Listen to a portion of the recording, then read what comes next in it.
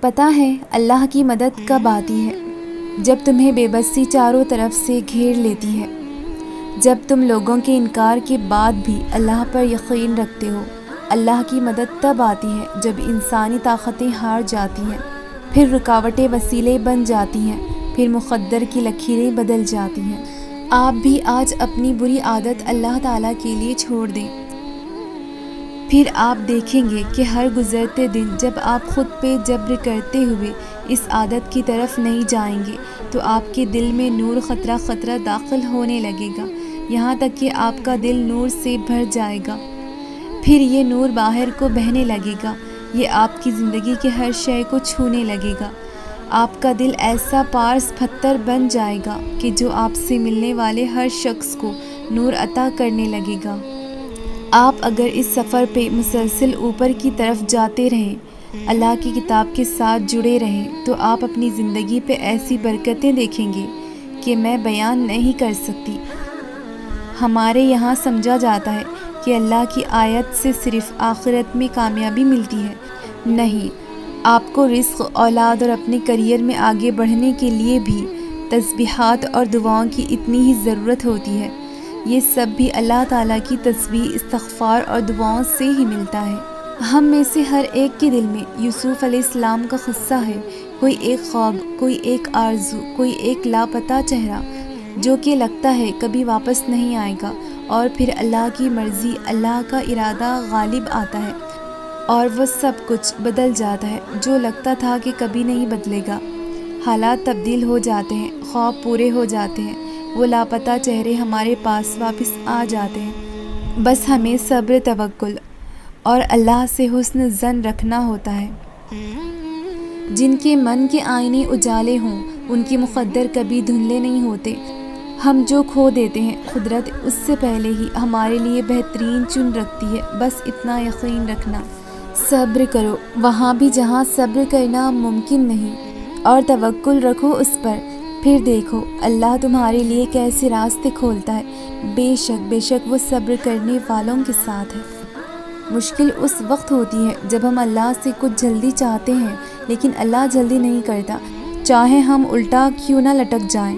تو اس لیے بہت ضروری ہے کہ ہم صبر کریں۔ مومن بے صبرا نہیں ہوتا۔ خود کو منفی رویوں سے روک لینا اور حالات بدلنے کا انتظار کرنا۔ کچھ نہیں بدل رہا تو اللہ سے ضد نہ لگائیں، صبر کریں۔ اللہ سے ضد لگا کر ہم کبھی نہیں جیت سکتے۔ موسیٰ علیہ السلام کے پاس کچھ بھی نہیں تھا، بھوکے تھے، کھانے کی ضرورت تھی، پیاسے تھے، پانی کی ضرورت تھی، بے گھر تھے، گھر کی ضرورت تھی، راہ حیات میں اکیلے تھے، ایک رفیق حیات کی ضرورت تھی، خوف دامن گھیرا تھا، امن کی ضرورت تھی۔ ایک دعا نے انہیں سب کچھ دے دیا۔ مومن کو دعا سے کبھی بے نیاز نہیں ہونا چاہیے۔ ہماری زندگیوں میں بے چینی کی ایک بڑی وجہ یہ بھی ہے کہ ہم نے جہاں ہیں وہیں ہونا ہی نہیں سیکھا۔ سارا دن یا تو ماضی میں ہوتے ہیں یا مستقبل میں، اگر کہیں نہیں ہوتے تو بس حال ہی میں نہیں ہوتے۔ شیطان ہی ہمارے دلوں میں وسوسے ڈالتا ہے، وہی خوف زدہ کرتا ہے کہ تمہاری دعائیں تو بیکار جانے والی ہیں، نہ تو قبول ہوں گی، نہ خوشحالیاں ملیں گی، اور تمہاری آزمائش سزا کے طور پر بڑھ جائیں گی۔ یہ سب شیطان کی جانب سے ہوتا ہے، وہی ہوتا ہے جو ایمان ڈگمگانے کی بھرپور کوشش کرتا ہے، جو اللہ کی عبادت سے غافل کرتا ہے۔ اس طرح سورہ عصر میں یہی بیان ہوا ہے، بے شک انسان خسارے میں ہے۔ اس کا مطلب جو اپنے نفس کی غلامی کرتا ہے، اپنے ایمان سے ڈگمگا جاتے ہیں اور ثابت قدم نہیں رہتے، وہ خسارے میں ہے۔ اور خوشخبری ان کے لیے سنائی گئی ہے جو ایمان لائے اور نیک اعمال کیے، ثابت قدم رہے۔ شیطان تو چاہتا ہے بھٹک جاؤ، مگر تم یقین کامل رکھو اس ذات پر جو دونوں جہاں کا مالک ہے۔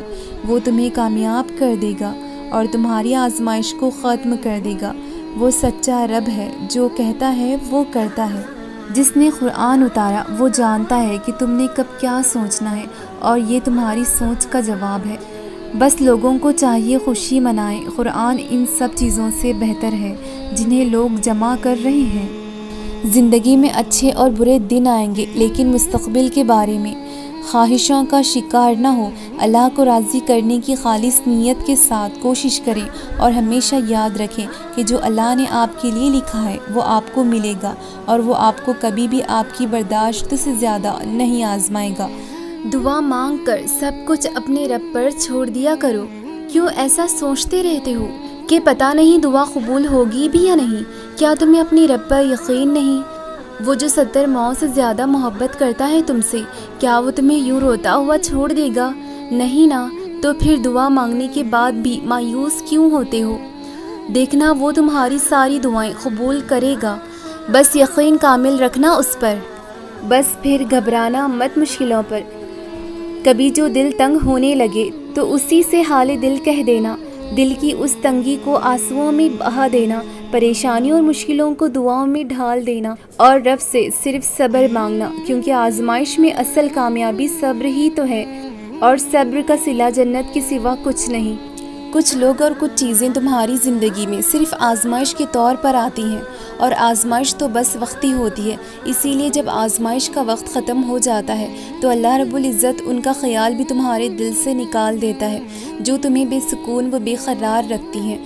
ہر شے تمہارے مقدر کا حصہ بن کر نہیں آتی، کیونکہ تم ان باتوں کو کبھی نہیں سمجھ سکتے جو اللہ رب العزت جانتا ہے، اور اگر تمہیں ان کی حقیقت کا پتہ چل جائے جنہیں اللہ رب العزت تم سے دور کرتا ہے، تو تم کبھی ان کے لوٹ آنے کی تمنا نہ کرو۔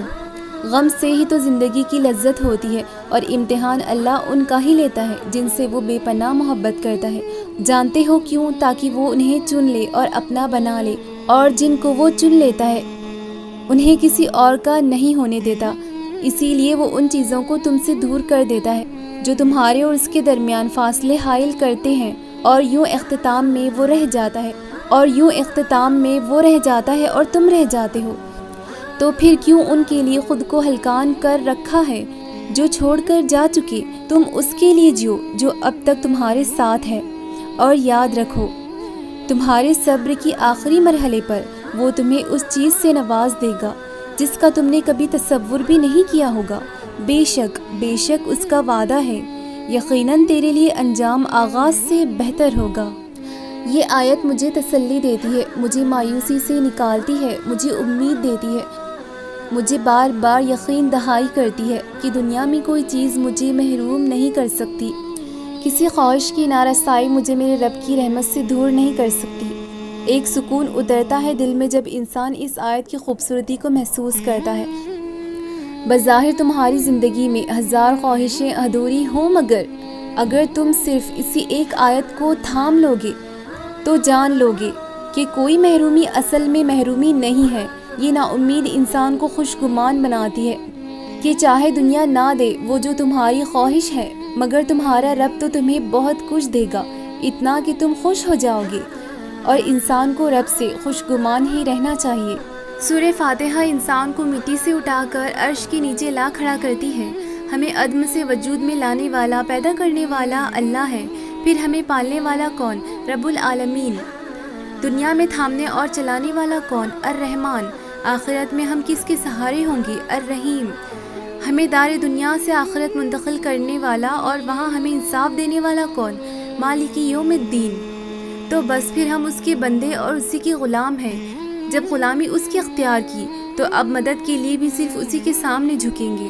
مانگو کیا مانگتے ہو، مانگو کیا مانگتے ہو، یا اللہ آپ سے آپ ہی کو مانگتے ہیں، وہ راستہ جو سیدھا آپ تک پہنچا دے اور ہمیں انعام یافتہ افراد میں شامل کرا دے، اور ہمیں گمراہی اور آپ کے غضب سے بچا۔ آمین یا رب العالمین۔ جن دعاؤں کو اللہ دل کے قریب رکھتا ہے انہیں نصیب کا حصہ بننے سے کوئی نہیں روک سکتا۔ ایمان والے ہی قرآن میں غور و فکر کرتے ہیں، وہی اپنی زندگی کو قرآن کریم کے مطابق ڈھال لیتے ہیں۔ اس میں تو اللہ تعالیٰ خود مخاطب ہوتا ہے، اس میں پریشانی کا حل موجود ہے۔ یہ تو اللہ تعالیٰ کا پر اثر اور سحر انگیز کلام ہے، جو غور و فکر سے پڑھتا ہے وہ اس کو سحر میں جکڑا دیا جاتا ہے، جو جکڑ دیے جاتے ہیں انہیں ہدایت کی روشنی عطا کی جاتی ہے۔ قرآن کریم میں تو ہر سوال کا جواب موجود ہے، اس میں اللہ تعالیٰ خود اپنے بندے کو جواب دیتا ہے۔ جو اس کی آیت کو جھٹلاتے ہیں وہ گمراہ کر دیے جاتے ہیں۔ اللہ تعالیٰ نے اس میں انسان کی حدیں مقرر کی ہیں، جو ان حدوں کو پار کرتے ہیں وہی عزت دینے والا اور ذلت دینے والا۔ ہم آخری امت ہیں، ہمارا تعلق امت مسلمہ سے ہے۔ ہم نبی کریم صلی اللہ علیہ وآلہ وسلم کی امت ہیں جسے آخرت میں سزا و جزا دی جائے گی۔ باقی تو سب آزمائش ہے تاکہ تم اس کی طرف لوٹ جاؤ اور روشن کتاب سے ہدایت پا سکو۔ غم نہ کرو، اللہ تعالیٰ تمہارے ساتھ ہے۔ اللہ پاک چنتا انہی کو ہے جن کو وہ خاص رکھنا چاہتا ہے۔ پھر غم کس بات کا ہے؟ یہ بات بھی کتنا سکون دیتی ہے کہ ہمیں روتے ہوئے کوئی اور نہیں بلکہ ہمارا خالق دیکھ رہا ہے اور ہمارے آنسو خاص ہو رہے ہیں۔ بعض دعائیں اتنی شدت سے مانگی جاتی ہیں، ایسا محسوس ہوتا ہے کہ نہ قبول ہوئی تو سانسیں اٹک جائیں گی۔ مگر جب روشنی کے سفر پر زندگی چلتی ہے تب دل اللہ کے فیصلے پر راضی ہوتا چلا جاتا ہے۔ وہ جو کرتا ہے اچھا کرتا ہے، ہم ہی گمراہ ہوتے ہیں اور اللہ کی چھپی مصلحت نہیں سمجھ پاتے۔ میں نہیں جانتی میرا نصیب مجھے کہاں لے جائے گا۔ زندگی مختصر ہے، جانے کب یہ سفر ختم ہو جائے۔ دل کو محبت سے منور کرنے والا تو ہی ہے، مجھے خبر ہے کہ تو ہی بس اسے بہلائے گا۔ یہ آزمائش ہے اگر تو مجھے ہمت دے پورا اترنے کی۔ اگر یہ تیری محبت کا امتحان ہے تو مجھے اتنا صبر دے کہ میں تیری محبت کی لاج رکھ سکوں۔ تیری مصلحتیں تو مجھے سمجھ نہیں آ رہی اے میرے اللہ، مگر میرا دل تیرے فیصلوں پر یقین رکھے ہوئے ہے۔ تیری بندی تیرے معجزے پر ایمان رکھی ہوئی ہے۔ کہہ دو میرے ان بندوں سے جنہیں حالات ناممکن لگ رہے ہیں، میں ہر شے پر قدرت رکھنے والا ہوں۔ یقین رکھو اللہ کے فیصلوں کو زوال نہیں۔ بے شک میں نے اپنے رب کو پکار کے کبھی محروم نہیں رہی۔ میرے رب کو میں نے جب بھی پکارا تو میرے رب نے میری پکار کا جواب دیا۔ میرے رب کو میں نے درد میں پکارا تو میرے رب نے مجھے درد سے نجات دے دی۔ میرے رب کو میں نے خوف میں پکارا تو میرے رب نے مجھے اس خوف سے نجات دے دی۔ نیز جب جس حال میں نے اپنے رب کو پکارا، میرے رب نے میری پکار کو سنا، میری دعاؤں کو قبول کا درجہ بخشا۔ وہ ایسا المجیب ہے کہ 7 پردوں میں بھی ظاہر ہوتا ہے اور ایسا چھپا ہوا کہ عام آنکھ سے دکھتا ہی نہیں۔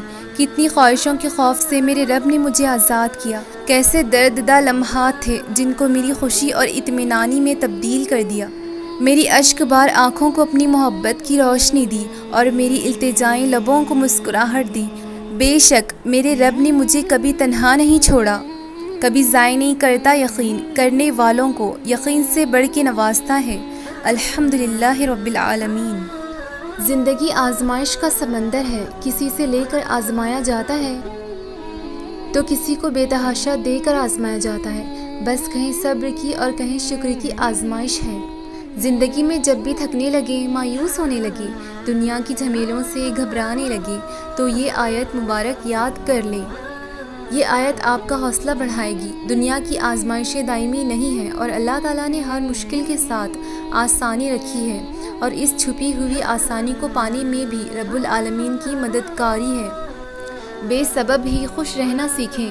ہم بہت کچھ اپنے خسارے میں قید رہتے ہوئے بھی کھو دیتے ہیں، اور احساس تب ہوتا ہے جب عمر کا وہ حصہ ہاتھ سے نکل جاتا ہے۔ خود کے لیے وقت نکالیں، خود کو یقین دلائیں کہ آپ کا ہونا بلا وجہ نہیں، آپ کا ہونا بھی ایک اہمیت کا حامل ہے۔ دن کے کسی اوقات اپنے آپ کو جانچیں، پرکھیں۔ بیکار میں ہی اپنی زندگی کے قیمتی لمحات ضائع مت کریں۔ آپ خود اپنے لیے اہم ہیں، تو پھر مسکراتے رہیے، خوش رہیے۔ صبر کی ایک عادت بہت اچھی ہے، جب آ جائے تو کسی کی طلب نہیں رہتی۔ آپ پریشانیاں تو گنتے ہیں، اللہ کی نعمتیں بھی تو گنا کیجیے۔ رب کو ٹوٹے دل سے بے حد محبت ہے، اسی لیے دکھی دل والے رب کے قریب ہونے لگتے ہیں۔ اللہ کے کن کے سامنے بیکار ہیں دنیا کی ساری رکاوٹیں، اس کریم کے سامنے دنیا کی نہیں چلتی۔ جب وہ کہے گا ہو جا، بے شک ہو جائے گا۔ اللہ بے خبر نہیں ہے، وہ جانتا ہے تم نے اسے کتنی بار پکارا ہے۔